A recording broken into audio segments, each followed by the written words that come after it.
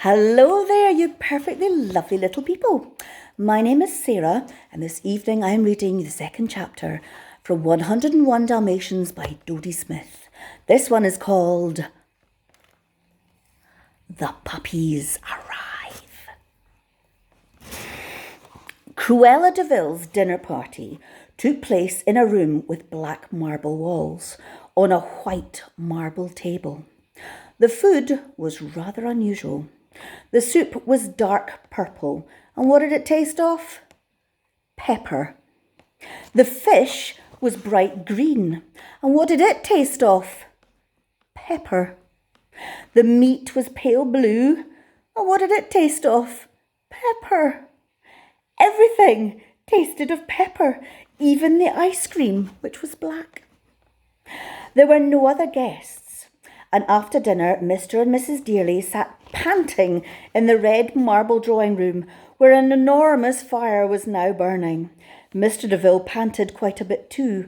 Cruella, who was wearing a ruby satin dress with ropes of emeralds, got as close to the fire as she could. "Make it blaze for me," she said to Mr. Deville. Mr. Deville made such a blaze that the Dearlys thought the chimney would catch fire. "Oh, lovely, lovely," said Cruella, clapping her hands with delight. "Ah, but the flames never last long enough." The minute they died down a little, she shivered and huddled herself in her absolutely simple white mink cloak.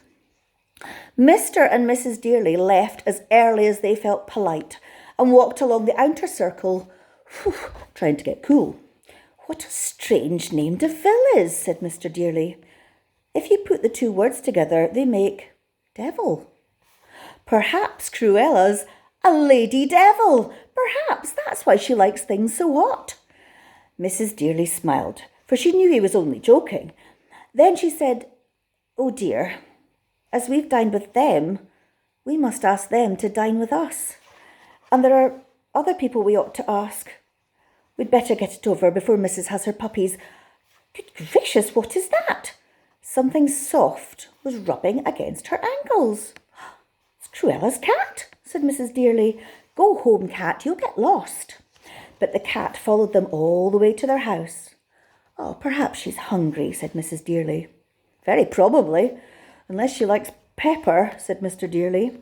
He was still gulping the night air to cool his throat.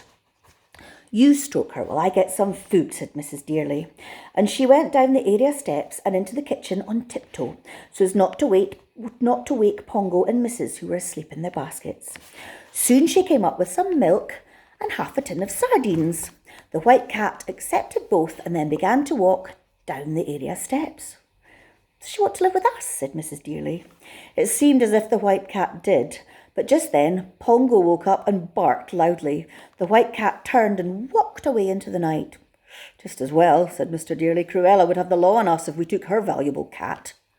Then they went down into the kitchen to receive the full force of Pongo's welcome.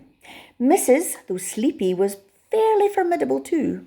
There was a whirling mass of humans and dogs on the kitchen hearthrug until Mrs. Dearly remembered far too late that Mr. Dearly's dress suit would be covered with white hairs.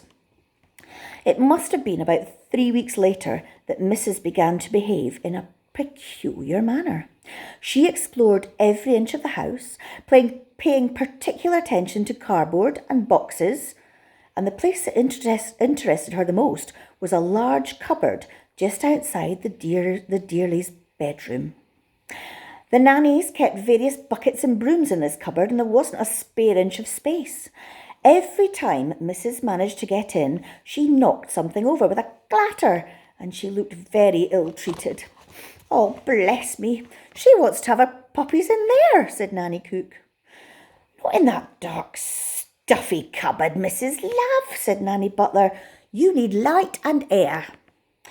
But when Mrs. Dearly consulted the splendid veterinary surgeon, he said what Mrs. needed most was a small, enclosed place where she would feel safe. And if she fancied the broom cupboard she had better have. And she'd better have it at once and get used to it, even though the puppies were not expected for some days. So out came the brooms and the buckets, and in went Mrs. to her great satisfaction. Bongo was a little hurt that he was not allowed to go with her, but Mrs. explained to him that mother dogs like to be by themselves when puppies are expected. So he licked his wife's ear tenderly and said he quite understood. "I hope the dinner party won't upset Mrs.," said Mr. Dearly when he came home and found Mrs. settled in the cupboard. "I shall be glad when it's all over." It was to be that very night. There were quite a lot of guests and food had to be normal, but Mrs. Dearly kindly put tall pepper grinders in front of the DeVilles. Cruella ground so much pepper that most of the guests were sneezing. But Mr. DeVille used no pepper at all, and he ate much more than in his own house. Cruella was busy peppering her fruit salad when Nanny Butler came in and whispered to Mrs. Dearly. Mrs. Dearly looked startled, asked the guest to excuse her, and hurried off. A few minutes later, Nanny Butler came in again and whispered to Mr. Dearly. He looked startled, excused himself, and hurried off. The guests who were not sneezing made polite conversation, and then Nanny Butler came in again. "Ladies and gentlemen," she said dramatically, "puppies are arriving earlier than expected. Mr. and Mrs. Dearly ask you to remember that Mrs. has never been a mother. She needs absolute quiet." There was an instant silence, broken only by a stifled sneeze, and then the guests rose, drank a whispered toast to the young mother, and tiptoed from the house. All except CruellaDe'ville. When she reached the hall, she went straight to Nanny Butler, who was seeing the guests out, and demanded, "Where are those puppies?" Nanny Butler had no intention of telling, but Cruella heard the Dearly's voice and ran upstairs. This time she was wearing a black satin dress with ropes of pearls, but the same absolutely simple white mink cloak. She had kept it round her all through dinner, although the room was very warm and the pepper very hot. "I must see those darling puppies," she cried. The cupboard door was a little open. The Dearlys went inside, soothing Mrs. 3 puppies had been born before Nanny Butler, on bringing Mrs. a nourishing chicken dinner, had discovered what was happening. Cruella flung open the door and stared down at the 3 puppies. "But they're mongrels! All white, no spots at all!" she cried. "You must drown them at once!" "Dalmatians are always born white," said Mr. Dearly, glaring at Cruella. "The spots come later." "And we wouldn't drown them even if they were mongrels," said Mrs. Dearly indignantly.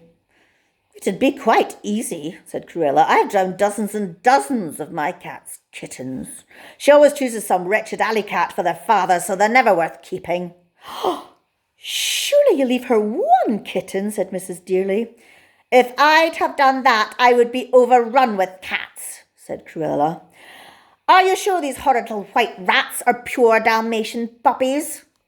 "Quite sure," snapped Mr. Dearly. "Now, please, go away. You're upsetting Mrs." And indeed, Mrs. was upset. Even with the Dearlys there to protect her and her puppies, she was a little afraid of this tall woman whose black and white hair and who stared at her so hard.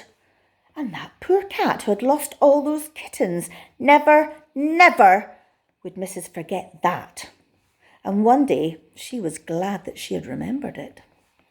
"How long will it be before the puppies are old enough to leave their mother?" asked Cruella. "In case I want to buy some." 7 or 8 weeks, said Mr. Dearly, "but there won't be any for sale." Then he shut the cupboard door in Cruella's face, and Nanny Butler firmly showed her out of the house. Nanny Cook was busy telephoning the splendid vet, but he was out on another call. His wife said that she would tell him as soon as he came home, and there was no need to worry. It sounded as if Mrs. was getting on very well. She certainly was. There was now a 4th puppy. Mrs. washed it, and then Mrs. Dearly dried it, while Mrs. Dearly gave Mrs. a drink of warm milk. Then the pup was put with the other 3 in the basket, placed where Mrs. could see it. Soon she had a 5th puppy, then a 6th, and a 7th. The night wore on. 8 puppies. 9 puppies! Oh, surely that would be all. Dalmatians don't often have more in their first family. 10 puppies. 11 puppies. Then the 12th arrived, and it did not look like its brothers and sisters. The flesh showing through its white hair was not a healthy pink, but a sickly yellow. And instead of kicking its little legs, it lay quite still. The nannies, who were sitting just outside the cupboard, told Mrs. Dearly that one had been born dead. "But with so many, its mother'll never miss it," said Nanny Cook comfortingly. Mr. Dearly held the tiny creature in the palm of his hand and looked at it sorrowfully. "It isn't fair it should have no life at all," said Mrs. Dearly with tears in her eyes. Something he had once read came back to Mr. Dearly. He began to massage the puppy. Then he tousled it gently with a towel, and suddenly there was a faint hint of pink around its nose, and then its whole little body was flushed with pink beneath its snowy hair. Its legs moved, its mouth opened. It was alive! Mr. Dearly quickly put it close to Mrs. so that she could give it some milk at once, and it stayed there, feeding, until the next puppy arrived, for arrive it did, and that made 13. Shortly before dawn, the front doorbell rang. It was the splendid vet who had been up all night saving the life of a dog that had been run over.